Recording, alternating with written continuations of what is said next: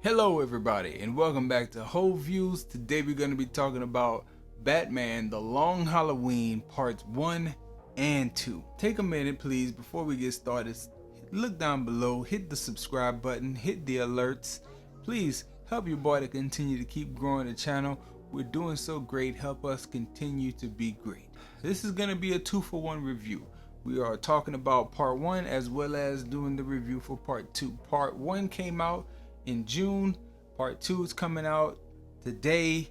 I got a chance to get a little bit of early access and check it out, and I must say I did enjoy the second one thoroughly as well as the first. Let's break those two down. Without giving any spoilers away, the first one is a bit more slow than the second one in my opinion, but that's natural because it's doing a lot more setup, giving you all the different players that's going to be involved in the show, as well as setting up the intrigue of trying to figure out who is the bad guy, who is the person who's actually doing the crimes that the group is trying to solve.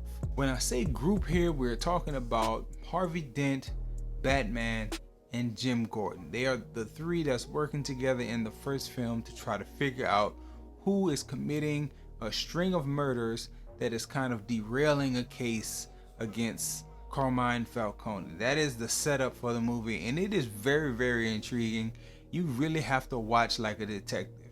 And the word detective comes up several times in this one and is crucial. As fans of Batman, we all know that Batman is the world's greatest detective. Like, that's the subtitle to most of his comics.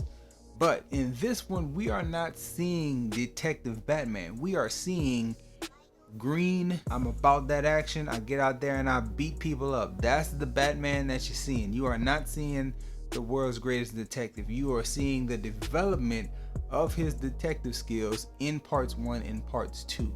And if I may transition from part 1 to part 2, I felt like it was painfully obvious of who everybody was by the time you got to the middle portion of part 2, to the point where characters in the show actually make little puns about Batman not being able to see it.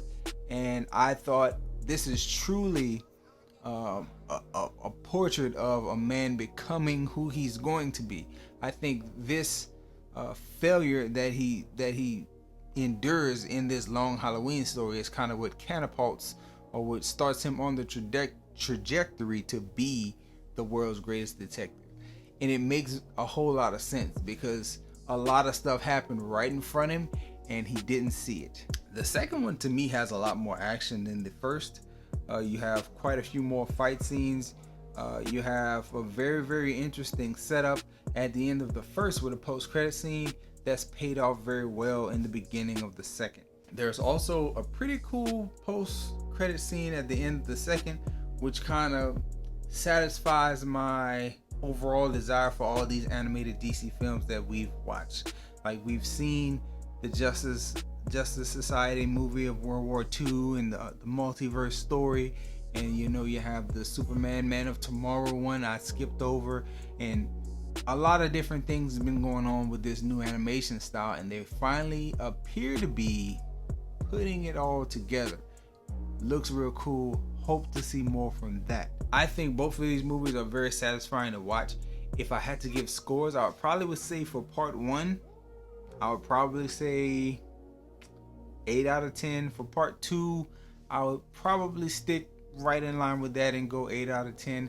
I have personally, I have problems getting through movies because I tend to watch things later in the evening, when the family is shut down and I have some time to really focus in on what I'm getting at.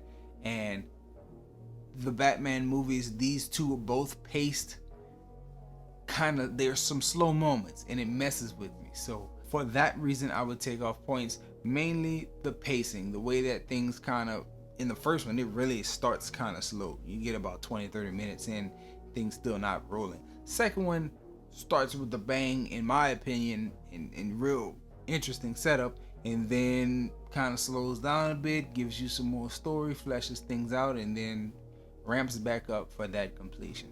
So really, really good two movies here. if you have time and you have the ability to access them, go ahead and access them on demand. However you view your movies, it's gonna be a good time sitting down watching some Batman. I have to give it a very high recommendation. So that's all I have here for this video. Enjoy yourself, guard your heart, and please come back and check out more videos